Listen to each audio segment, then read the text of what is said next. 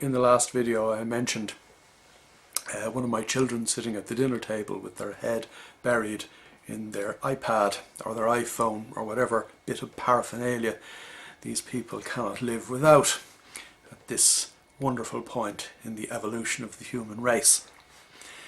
It was interesting that the same evening that this conversation arose, there was a report on the main evening news here in France in relation to the extent to which 1/3 of children under the age of 10 months were already adept at using touch screen technology.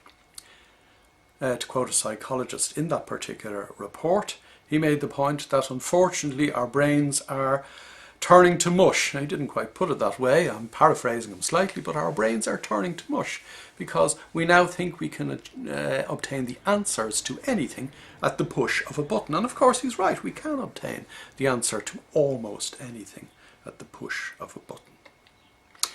It was Albert Einstein that said that technology will ensure that as we progress, the human race will develop into a mass movement of idiots. We're heading in that direction right now. I talked about respect over the last couple of videos.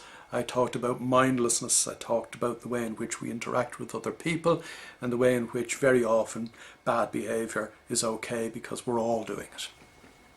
The key message that I am trying to impart today is that we need to do all in our power to avoid sliding down the slippery slope of mindlessness, at least in our own lives, and in doing so we may become something of a beacon for those around us.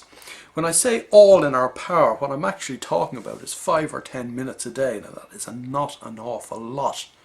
Not to ask of you, but to ask of ourselves. 5 or 10 minutes meditation, most days, not even every day, but most days, will enable us develop the kind of mindfulness that will enable us behave appropriately, behave mindfully, and do the right things that enable us, get us to where we want to go. If we don't take those baby steps, which with time will enable us to take giant leaps, we're all going to slide down the slippery slope of mindless idiocy. And that's not a place that is really worth going, especially when you consider the alternative.